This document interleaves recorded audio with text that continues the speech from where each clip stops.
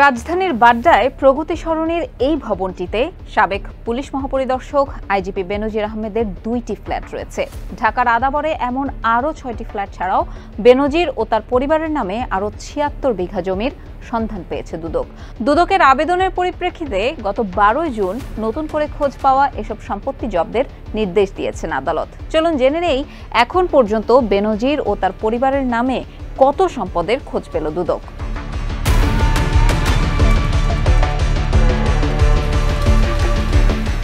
দুদকের অনুসন্ধানে এই নিয়ে শুধু ঢাকাতেই 12টি ফ্ল্যাটের খোঁজ পাওয়া গেল।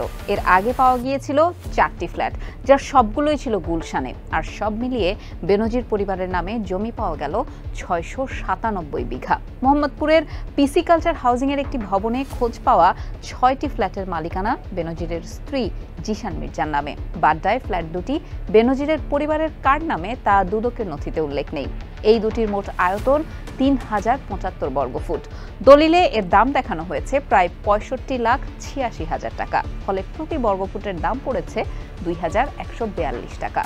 আবাসন ব্যবসায়ীরা বলছেন যে এত সস্তায় ঢাকায় বাণিজ্যিক স্থাপনা তো দূরেই থাক, আবাসিক ফ্ল্যাট পাওয়া সম্ভব নয়। বেনজির পরিবার বাড্ডায় ফ্ল্যাট নিবন্ধন নিয়েছে 2018 সালের 9 সেপ্টেম্বর, যখন তিনি র্যাবের মহাপরিচালক ছিলেন।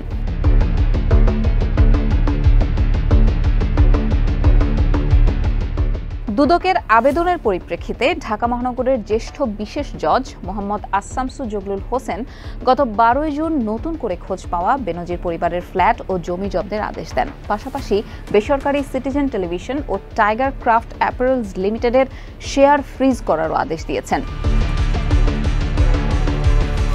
আদালত এর আগে 2 দফায় বেনজির ও তার পরিবারের নামে গোপালগঞ্জ, মাদারীপুর, কক্সবাজার ও ঢাকার সাভারে থাকা 621 বিঘা জমি, 19টি কোম্পানির শেয়ার এবং গুলশানের 4টি ফ্ল্যাট জব্দের আদেশ দিয়েছিলেন। তখন 30 লাখ টাকার সঞ্চয়পত্র, 33টি ব্যাংক হিসাব ও 3টি বিও হিসাবও ফ্রিজ করার আদেশ দেওয়া হয়েছিল।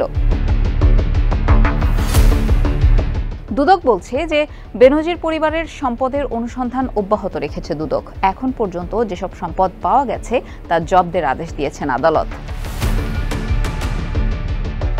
বেনজিরের পরিবারের জব্দ করা গুলশানের 4টি ফ্ল্যাট রক্ষণাবেক্ষণ ও দেখভালে দুদককে গত 6 জুন দায়িত্ব দিয়েছেন আদালত। এছাড়া গোপালগঞ্জ ও মাদারীপুরে তাদের যেসব কৃষি জমি রয়েছে সেগুলো রক্ষণাবেক্ষণের দায়িত্ব দেওয়া হয়েছে জেলা দুটির কৃষি কর্মকর্তাদের।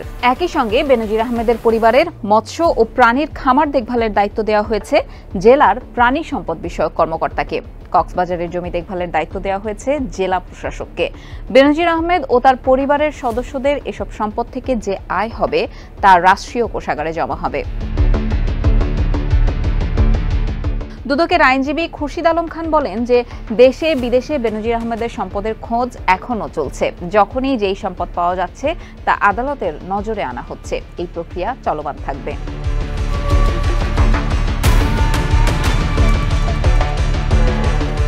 সম্পদ অনুসন্ধান চলার মধ্যেই বেনজির আহমেদ গত 4 মে সপরিবারে দেশ ছাড়েন বলে জানা গেছে। তিনি 2020 সালের এপ্রিল থেকে 2022 সালের সেপ্টেম্বর পর্যন্ত আইজিপি এবং এর আগে 2015 সালের জানুয়ারি থেকে 2020 সালের এপ্রিল পর্যন্ত র্যাবের মহাপরিচালক ছিলেন। তিনি ঢাকা মহানগর পুলিশ ডিএমপির কমিশনার হিসেবেও দীর্ঘ সময় দায়িত্ব পালন করেছেন।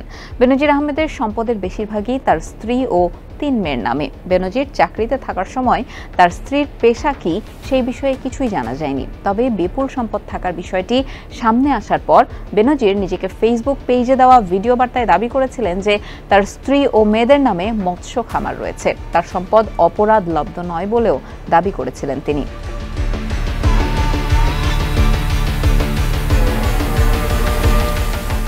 বেনজির পরিবারের নামে বান্দরবানে ইজারাকৃত 25 একর জমি পাওয়া গেছে। নারায়ণগঞ্জের রূপগঞ্জে আনন্দ হাউজিং সোসাইটিতে পাওয়া গেছে 4টি প্লট, যার প্রতিটির আয়তন 6 কাঠা করে মোট 24 কাঠা।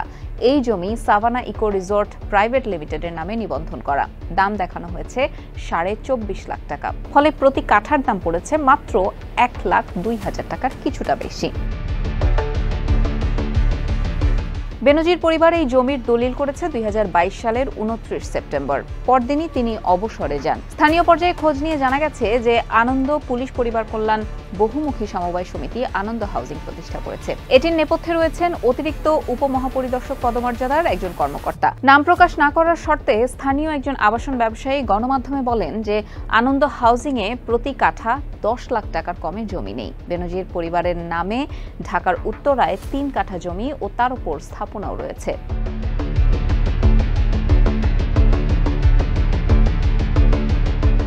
দুদকের অনুসন্ধানে বেনজির আহমেদ, তার স্ত্রী, কন্যা ও তাদের স্বার্থ সংশ্লিষ্ট বিভিন্ন প্রতিষ্ঠানের 33টি ব্যাংক হিসাবের তথ্য বেরিয়ে আসে। দুদকের আবেদনের পরিপ্রেক্ষিতে গত 23 মে এগুলো ফ্রিজ করার আদেশ দেন আদালত। কিন্তু ওই আদেশ কার্যকরের আগেই বিভিন্ন আমানত হিসাব থেকে নগদ টাকা তুলে ফেলা হয়েছে কিংবা অন্য কোনো ব্যাংক হিসেবে সরিয়ে ফেলা হয়েছে বলে তথ্য পাওয়া গেছে।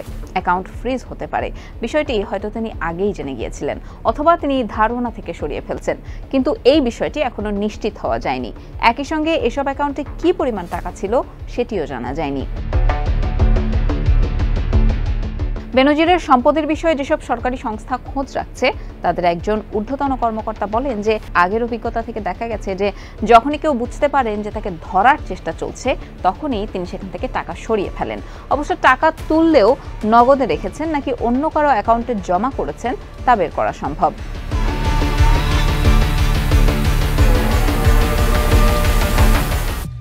দুবাই, কানাডা ও যুক্তরাষ্ট্রে বেনজির আহমেদ ও তার পরিবারের কোনো সম্পদ আছে কিনা সেই তথ্য অনুসন্ধানের অনুরোধ জানিয়ে বিএফআইইউতে চিঠি দিয়েছে দুদক। দুদকের অনুরোধ বিবেচনায় নিয়ে এসব দেশের কাছে তথ্য চেয়ে চিঠি দিয়েছে বিএফআইইউ। প্রাথমিক অনুসন্ধানে এসব দেশে সম্পদ পাওয়া গেলে পরবর্তী সময়ে ব্যবস্থা নেওয়া হবে।